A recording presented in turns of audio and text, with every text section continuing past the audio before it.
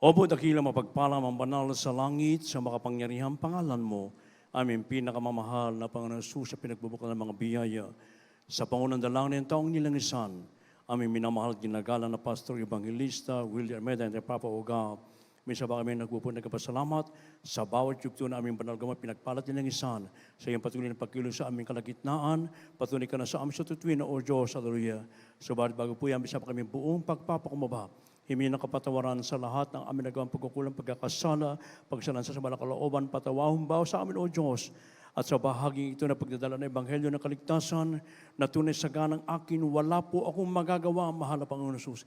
Ikaw po ang maglagay ng mga tamang salita sa aking bibig, daluyan spiritual pala, simple kang paraan na maintindihan na aming iniibig ng mga baguhan, mabisit na matatiyan, maging sa aming beloved because viewers, ito ang aming samot panalangin sa makapangyarihang pangalan ng Jesus at aming pinagkakaisang sinasaway ang lahat ng hadlang ng kaaway, damang sopinda sa dansa ng belief, cast out from us and bind the power of darkness and anoint the Lord. This we pray.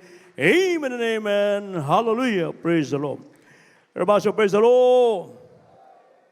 Purihin po ating pinakamamahal na Pastor Kristo at unat higit sa lahat, ang muna nagpapaabot po ng pinakamataas na pagpupuri, pagwalhati, pagdakli, pagsamba sa ating pinakamamahal na Pastor Kristo na pinagbubukan ng mga biyaya, and we give double honor and respect to our dearly beloved honorable parents in the Lord. And we always treasure, remember the blessed memories and teachings and preachings of our dearly beloved honorable Pastor Evangelist William Armeda, the end-time problem of God. Beloved honorable Son Pastor Luis Almeida, beloved Mama dear, greetings and respect to all the beloved children of the Almeida family here in the Philippines, as well in the US and in Canada.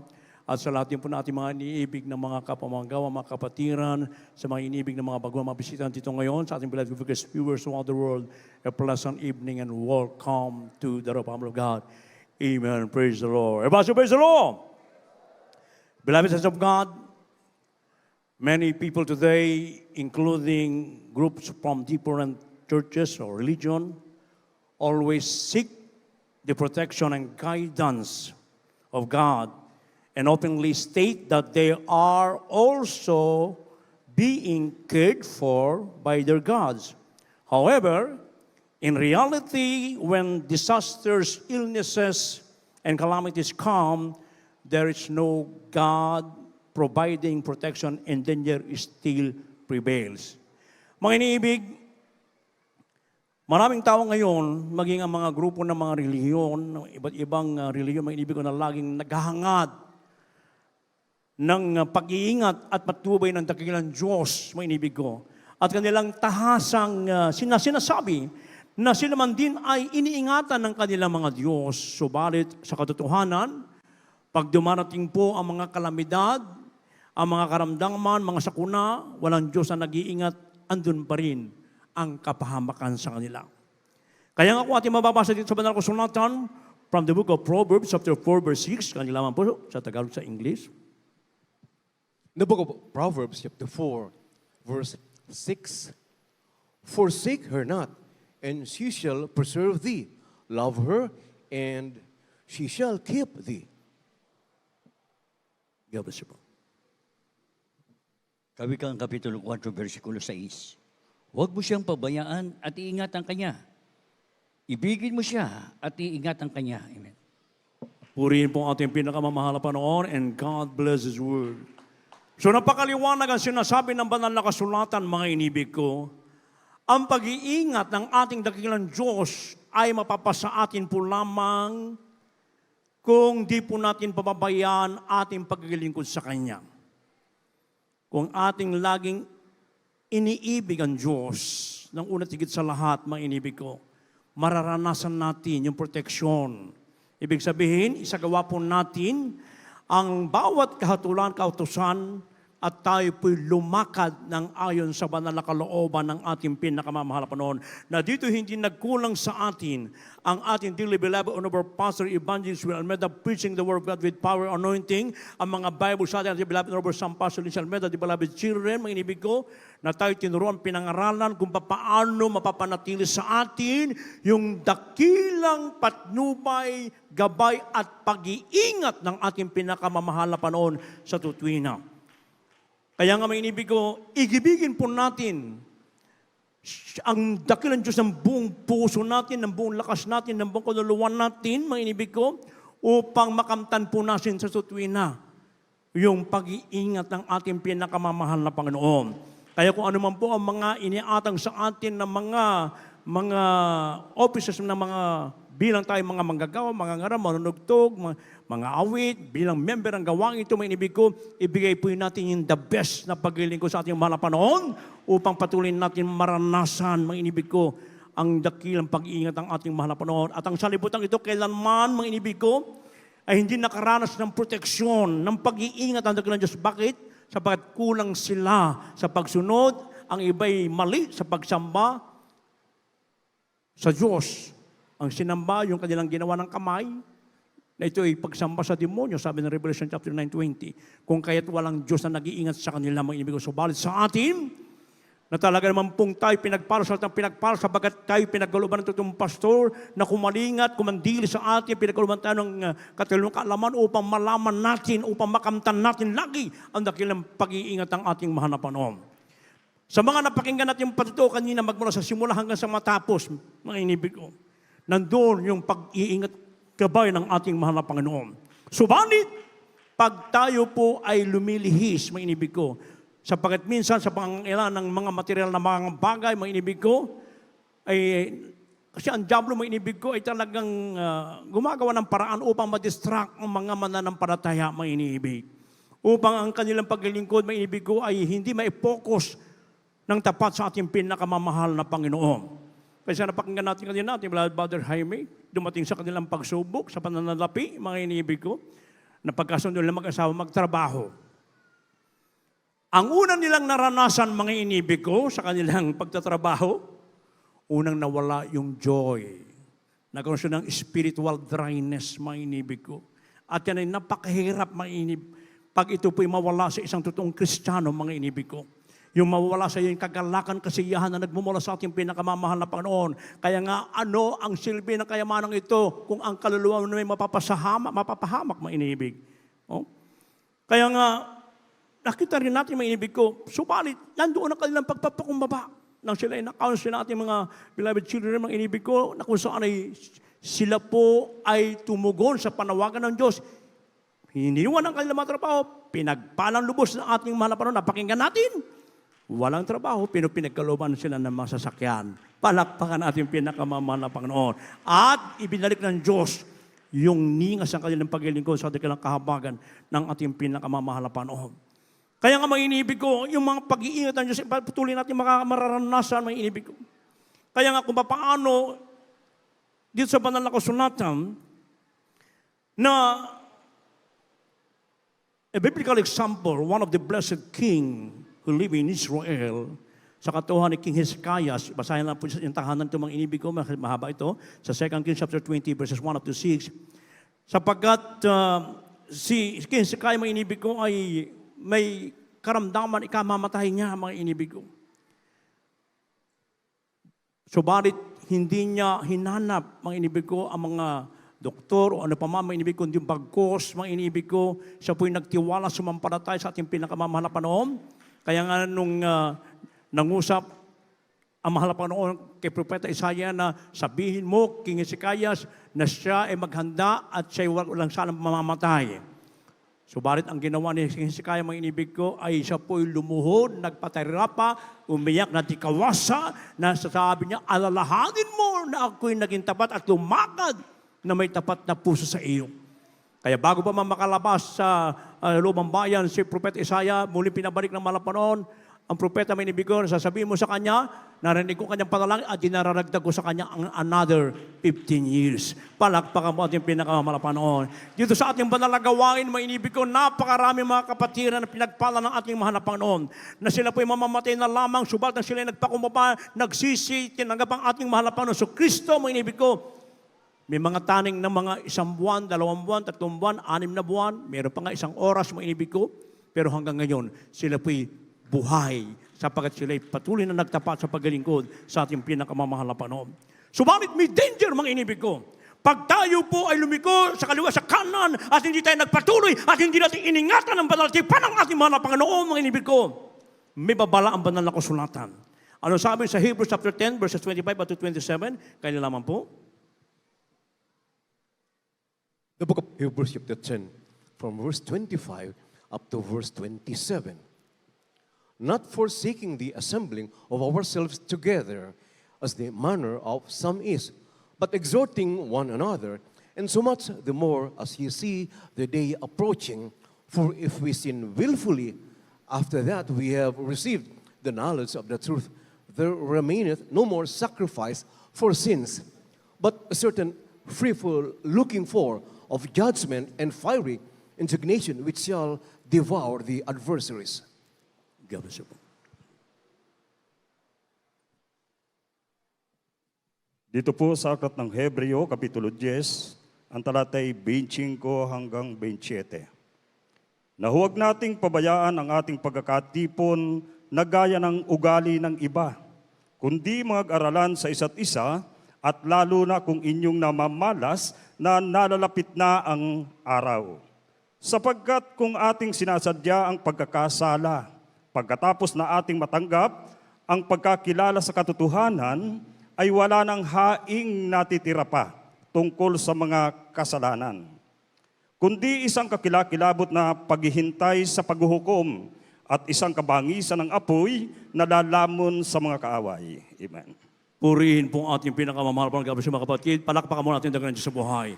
Yung buhay na palakpak sa ating pinakamamahal po. Lahat magsabing, praise the Lord! So ito po ibabala ng banal na kasulatan, mga inibig ko. Hindi dito pinag-uusapan kung tayo po tumagal na ng mahabang panahon. Kaya wag na wag po natin pababayaan. Pag tayo po nagpabaya, mga inibig ko, lalo na sa ating pagdalo, sapagkat sa ating pagdalo, dito po nadadagdagan yung ating pananampalataya at iba-ibang mga patutuo ating napapakinggan, mga mensahe na ito yung nagdadagdag ng ating pananampalataya upang tayo makapaglingkod sa ating pinakamamahal na panahon. Kaya dumating ang mga pagsubok, ang mga gawa ng kaaway, mga inibig ko, lagi nating iniingatan ang banal na salita ng ating pinakamamahal poon. Sapagkat pag iniingatan natin ng mainam ang banal na salita ng Diyos, tayo po'y ligtas, sabi ng banal na kasulatan. Tayo po'y nasa huling panahon ng mga inibig ko. We are in the last day perilous time. Nandyan na ang mga sinyal sa sinasabi ng banal na kasulatan, ang kaguluhan, patayin, kaliwat kaman, ang napipintong gera, mga inibig ko, sa buong mundo, mga inibig, ang mga salot na muling darating, ang mga kalamidad, mga salot, mga inibig ko. Kaya wag na wag po tayong magpapabaya. Oh? Wag na wag tayong magpapabaya, wag natin pabayaan ang pagkakatipon na gaya ng ugali na iba, kundi mga aralan sa isa't isa, lalo na kung inyong namamalas na nalalapit ng araw. Ang katwiran natin, hindi man makadalo, meron naman live streaming. Gaya ng ating sinasabi, yung live streaming, may inibig ko, para doon lamang po sa malalayong lugar na hindi talaga sila makadalo, mga inibig ko. Oh. Pero kung meron din lang tayong pagkakataon, pag sumikapan po natin, at pag nandito naman po tayo, mga inibig, huwag na tayong mag-live streaming dito. Para yung iba naman po, makapasok sila. Ang lahat magsabi, praise the Lord. Oh, hindi, minsan sa sobrang init, minsan andun na sa mga sakyan, naka-aircon, nagla-live streaming doon. Nakikita natin yan, mga inibig. Huwag na po mangyari yan, mga inibig. Maginti sa loob, huwag na natin gamitin yung ating po mga gadget para yung mga kababayan natin makapasok po sila, mga inibig. Palakpakan natin dagan ng Diyos sa buhay. Kaya mga inibig, huwag natin sadyain ang hindi pagdalo, mga inibig ko. Sapagat it is a fearful thing to fall into the hands of the living God.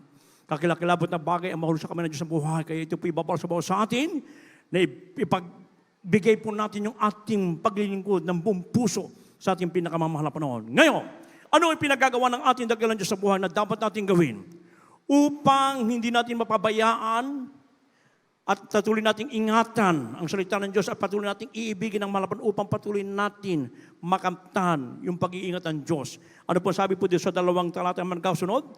Psalms 119 verse 11 and Proverbs chapter 4 verse 13. Kanila mo po. From the book of Psalm chapter 119 verse 11. Thy word have I hid in mine heart that I might not sin against thee. The book of Proverbs chapter 4 verse 13. Take fast hold of instruction. Let her not go. Keep her, for she is thy life.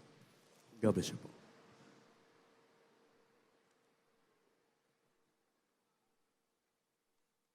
Ito po sa awit, Kapitulo 19, Sito 19, ang talatay 19. Sabi po rito, ang salita mo'y aking iniingatan sa aking puso upang huwag akong magkasala laban sa iyo. Sabi po rito sa Kawikaan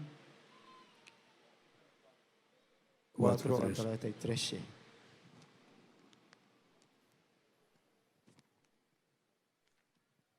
Po sa 4:13 ng Kawikaan, huwagan mong maigpit ang turo, huwag mong bitawan. Iyong ingatan sapagkat siya'y iyong buhay. Amen. Praise the Lord. God bless you mga kapatid. So ito po ang pinagagawa ng ating pinakamamahal na Panginoon upang hindi natin mapabayaan at patuloy natin makamtan ang pag-iingat ng Diyos sa atin. Ang salita mo'y aking iingatan sa aking puso upang ako'y huwag magkasala laban sa iyo. Hawakan mong mahigpit ang turo, huwag mong bitawan iyong ingatan sapagkat siya'y iyong buhay. So ingatan po natin ang banal na salita ng Diyos, yung kaligtasan, yung ating pananampalataya, yung itinuro sa atin ng ating dearly beloved, honorable parents, and beloved children, panghawakan po natin yan. Huwag na huwag po nating bibitawan. Kaya sabi niya, kung iingatan mong mainam ang aking salita na pinangaral ko sa inyo, sabi ng Apostol Pablo, ikaw ay magkakaroon ng kaligtasan maliban ikaw sumampalataya na walang kabuluhan. We have to meditate the Word of God day and night. Sino po mga walang Biblia? Lahat meron. Basahin po natin laging itong banal na kasulatan. Hindi lamang ito yung natin binabasa pag-araw ng Miyerkules, Biyernes at Linggo. Pag dinasa mo ng paniwa, following araw yan, may mga alikabok na yan. Kaya araw-araw po natin babasahin, bubulay-bulayin, ingatan natin ang banal na salita ng Diyos na dito hindi nagkulang sa atin sa tutuwina ang ating minamahal na pastor, ang mga Bible study Bible sa Pastor John Meda, na i-treasure natin yung banal na salita ng Diyos. Ito higit pa sa kayamanan na napaparam sa mundong ito, mga inibig ko. Ermaso Bezalo, ligtas ka pag iningatan mo. Oh, yung beloved brother, hey, may motorcycle accident. Pagkatapos yung ating isang kapatid din, kanina yung huling nag-testify, sabi ng mga magulang, wala ng pulso. Wala ng pulso, ibig sabihin patay na. Oh? Pero ano himala ng mga panahon, sabi ng ating beloved brother, bakit po kayo umiiyak? Buhay, walang pulso, mga inibig ko. Nung dinarito, mga inibig nagpuri, totoong pinagpala, binuhay ng lubos sa ating mga panahon at napakinggan natin na nag-testify kanina ang kalakasan, kapangyarihan na nagmumula sa ating pinakamamahal na Panginoon. Kaya ingatan po na ating mainam yung itinuro sa atin ng ating mga magulang sa ating mahal na Panginoon. Ang gagawin na lang po natin, sundan natin. Lagi natin itong ingatan ng mainam, mga inibig ko. At ito ang ating magiging buhay sapagkat pag ikaw ay kumawala dito sa banal na kasulatan, mga inibig ko, sa mga turo ng mga beloved parents and beloved children, mawawalan ka talaga ng buhay, mga inibig ko. Kaya panghawakan po natin ang banal na salita ng ating pinakamamahal na Panginoon. Kaya pag nagawa natin ang mga bagay na yan, mga inibig ko, may pangako pang ating mahal na Panginoon, ang pangako ng Diyos na ituturo niya ang landas na iyong lalakaran.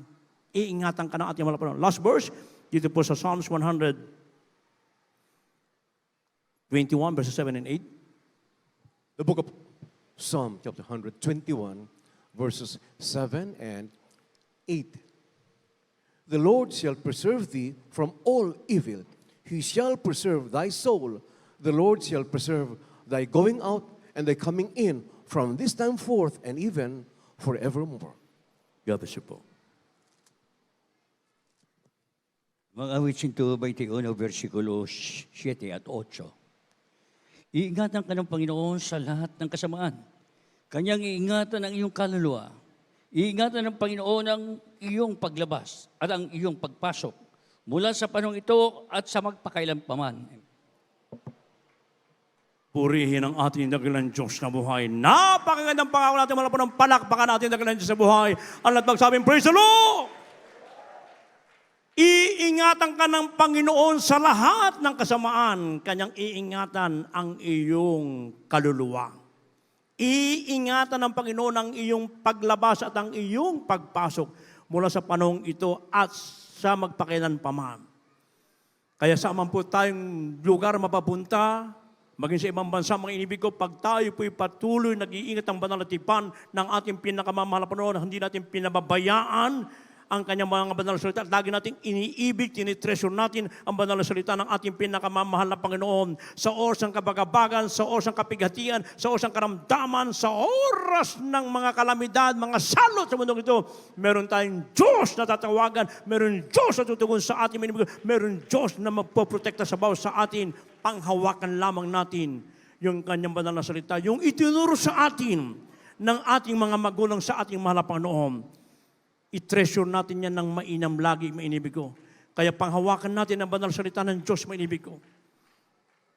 Anytime, rapture will take place any moment. Kaya ang kukunin lamang ng mahal na Panginoon, yung mga hindi nagbabaya at nag-ingat at umibig sa banal na salita ng ating pinakamamahal na Panginoon.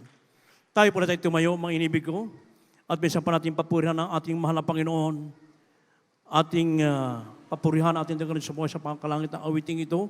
Amen, praise God. Habang ating inimbitahan ang ating mga iniibig na mga baguhan, mga bisita, dito po kayo sa harapan, sa ating mga beloved viewers, now is the day of salvation, now is the accepted time. Ngayon po araw ng kaligtasan, ngayon po ang araw ng pagtanggap. Amen, praise the Lord, hallelujah.